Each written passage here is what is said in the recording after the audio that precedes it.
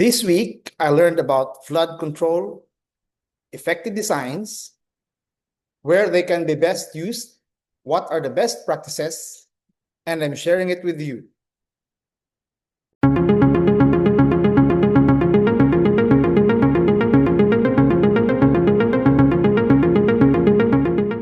Welcome to The Explainer. Today we are diving deep, and I mean really deep, into the incredible engineering that keeps our modern cities from literally sinking.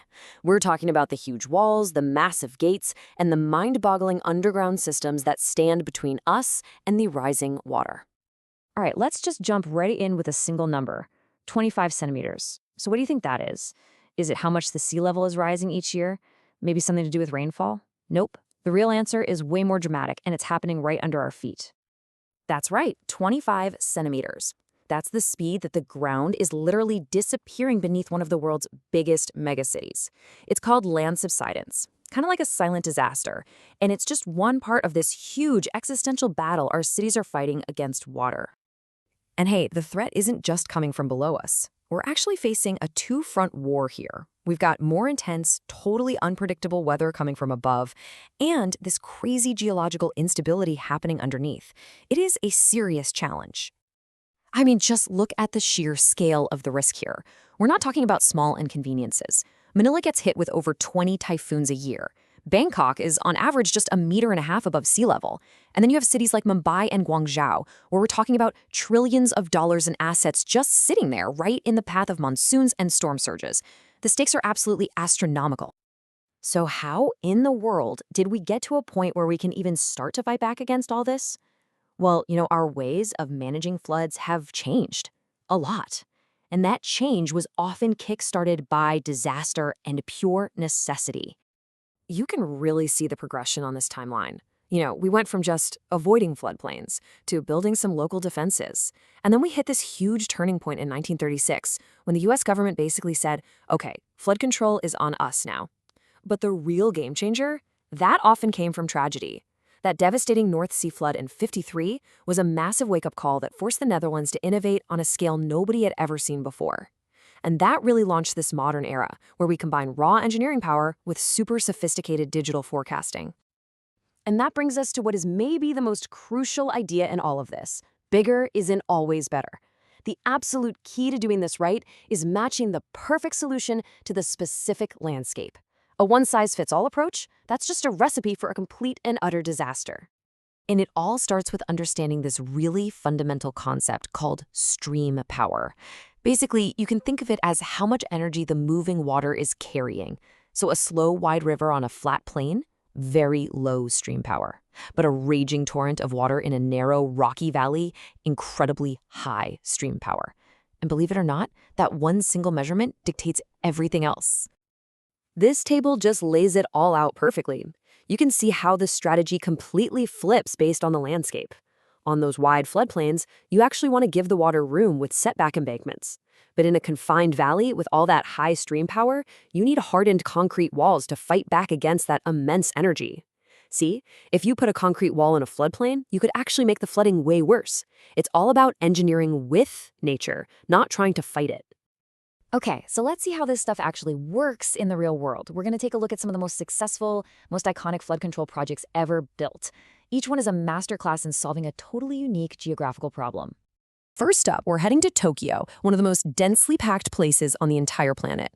Now, to protect it, engineers didn't build up, they dug way down. And they created a structure so gigantic, it's literally known as the underground shrine.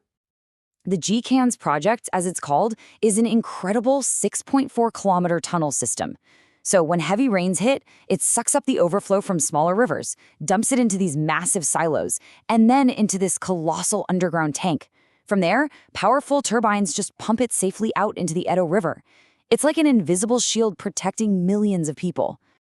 Next, we're going to the Netherlands, a country that is literally defined by its relationship with water. And here, a national tragedy. That 1953 North Sea flood was the catalyst for one of the most ambitious engineering projects in all of human history. Just think about that for a second.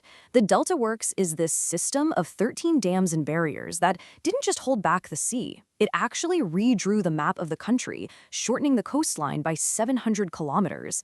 And get this, it's designed to withstand a storm so rare it's only expected to happen once every 10,000 years. It's a staggering, almost unimaginable level of protection.